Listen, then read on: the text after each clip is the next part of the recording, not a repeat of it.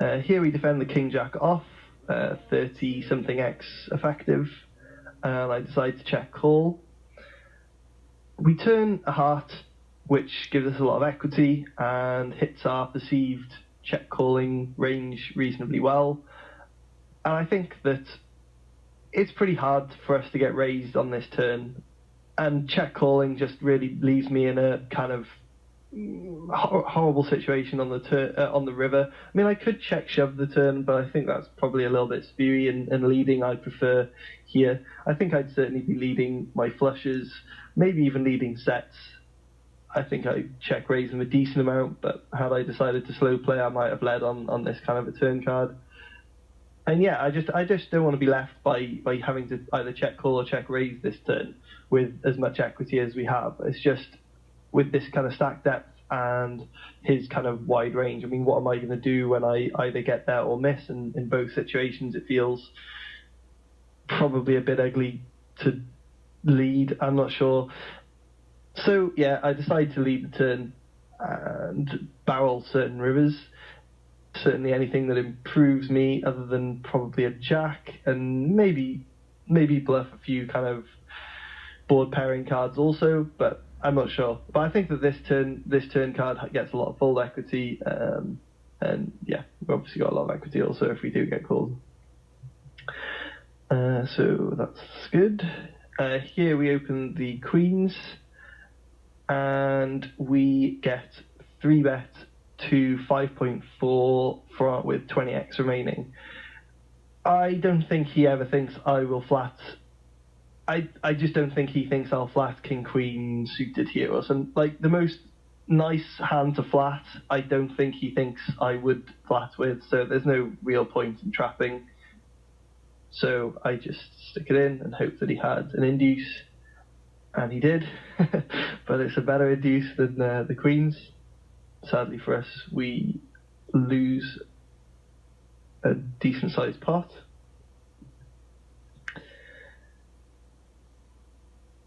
Here I just limped the 7-9 off. I think a lot of people are fairly happy to be 3-betting opens and defending opens and floating flops, and sometimes with these kind of like playable hands, I like to just limp and kind of see if people are going to be super aggressive. I think a lot of the time people are pretty happy to just take a flop in position, and it kind of just keeps, maybe have a kind of, not that raise folding or raise trying to full bet is necessarily high variance, but at least maybe gives us a chance at seeing a flop with a decent hand. We turn pretty good and lead. Pretty ugly river, and I think when he checks back this flop, he tends to have something, and it's kind of, can we make him fold on average a 6? And I don't think we do, considering we haven't raised. I think that we're too deep to be trying to have a kind of hand that we'd be limp re-raising. I think any value hand I would probably be opening 40x effective. So yeah, we can't wrap too many aces. I think we would have been raising those. So yeah, and are we going for thin value with a king? That doesn't make too much sense, unless we have something like king 8. So yeah, I don't think I really can have too much by the end, by this river, and we just, or at least something that can make him fold what seems to be probably on average something like a 6, so we just give it up. Maybe the negative side of just limping the small blind, but it's all good. So here we flat the cutoff open queen jack suited, and we get 3-bet from this guy. Here are his stats, so seems fairly competent. 3-bet buttons and cutoffs fairly high, squeezing 4% from 27 opportunities. So not gone crazy, but certainly a good spot for him to be squeezing here. But as nice as my hand is, just playing a kind of 3-bet pot out of position with 30x, I decide to take the nitty route here rather than kind of rep exactly what I have, other than kind of pocket 9s. That's going to be the hand that I call and defend to a 3-bet here. I mean, I could call. If I was a bit deeper, I'd be happier calling, but I think that this kind of shallow we're just really not going to want to make a kind of one pair kind of hand and let this guy play pretty perfectly against us. So I decided to get out of the way. Now we move tables. And under the gun +1 shoves 9 big blinds. I think that he will be shoving with all kind of king 7 suited and better. So I think that we definitely got a good enough hand to call. We do see ace 10, and sadly don't get there.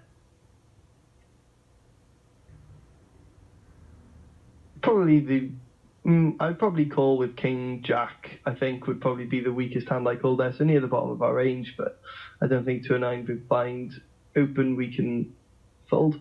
A 9 big blind shove we can fold. Here just fairly easy reshove, I think, with the king 10 off for 17 or so big blinds, and we get it through.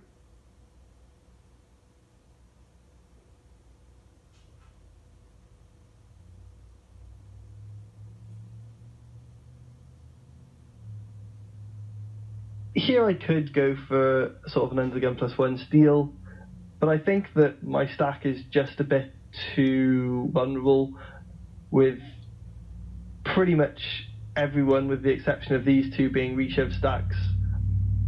I think that that's a bit too many for me to be opening the 8-9 suited here. If I had maybe 3,000 or 4,000 more, I'd be fine with that.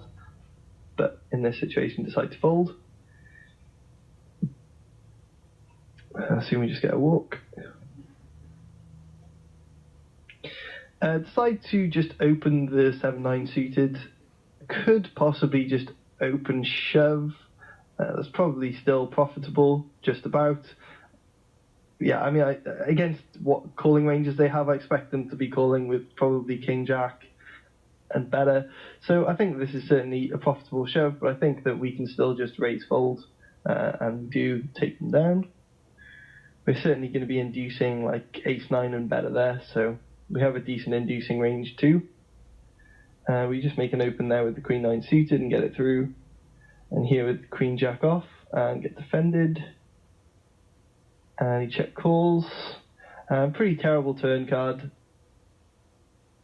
I think that with his stack, he would probably be prepared to call a second barrel of something like 6.8k or something here.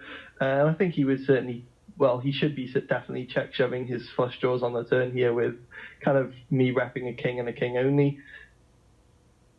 3s and 5s, but basically not too much. So we do just give up here, and pretty bad river.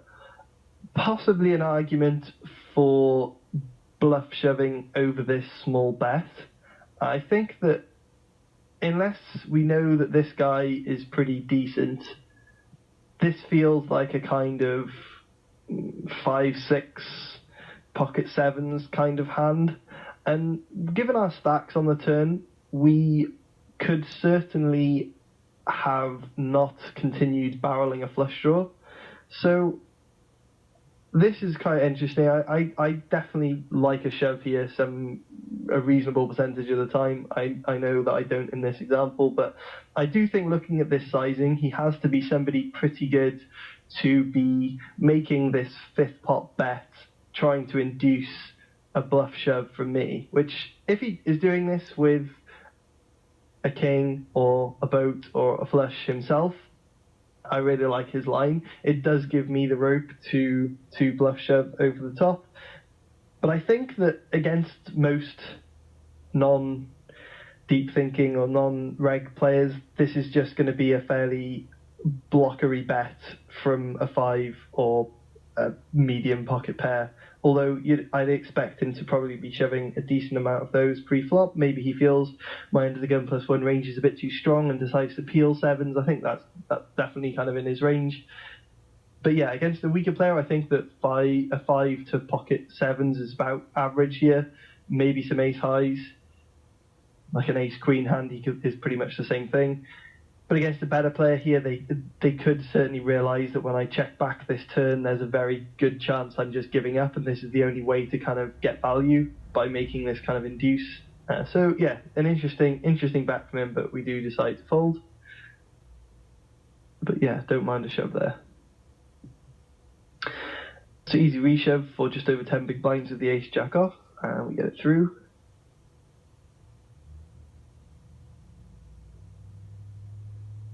Here with threes and 14 big blinds, just over, I decide to fold under the gun. I think if I had around 10 big blinds, I'd be shoving. I'd be shoving up to 12 or 13 big blinds here. But yeah, I think the 14 is just a bit too many, and I think that something like sixes or sevens would be a fine shove, and worse becomes a bit debatable. But that's about what I think I'd be shoving with there, and not the threes. Soon we get a walk again. Here we pick up the ace queen, another very standard reshove. And he was raise inducing with 22 big blinds, which I like from him. I think that in these, had he been maybe 2 seats before a shove, I think would probably be better. Maybe it's still fine to be raise inducing. Surprised he goes kind of more than 2 big blinds. Maybe he's trying to force the big blind into shoving or folding pre-flop rather than he doesn't want to get flattered. So yeah, but obviously we're getting the ace queen in, and luckily for us we've cooled him and we hold.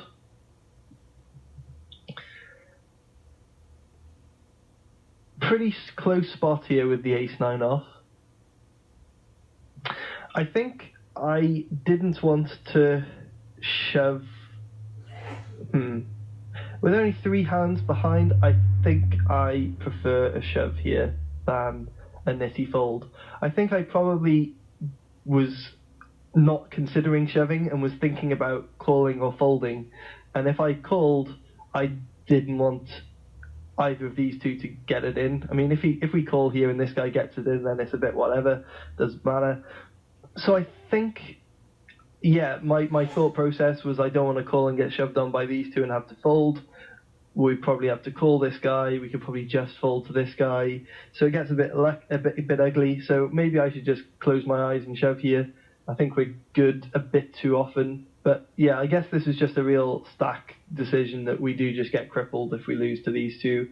But with only 2 hands behind and only kind of 24 big blinds, it's not like we have a stack that... I mean, we have a playable stack, but it's not exactly enough to stop me from risking these two having a hand.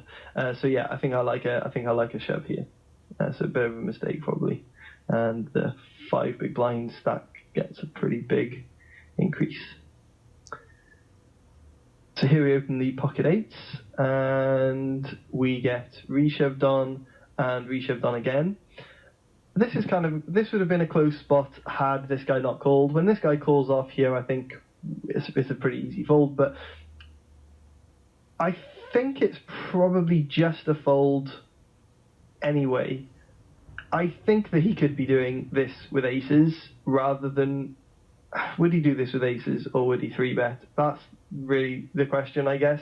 If all of his sort of jacks plus 3-bet call, then we obviously have a snap. But I think we have just about a short enough stack that I think our stack is such that his smaller pairs, I really hate to shove, with maybe the exception of sevens.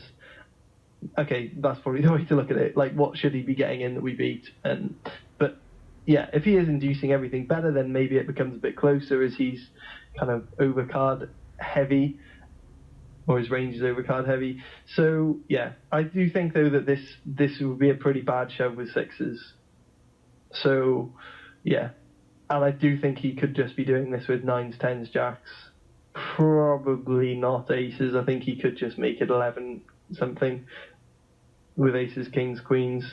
So yeah, pretty close situation, but I think I probably would have folded anyway to this shove without this, but with this it's obviously an easy shove. And we see 5s. And I really, really don't like this. It would have possibly got me off 8s, probably, in this situation, but I think that's only because I think this is a pretty terrible shove. When I'm opening here with 4 reshove stacks, 5 reshove stacks behind me from this stack size, I just think that 5s don't do too well. I definitely wouldn't have been folding better than this. So yeah, I'm not too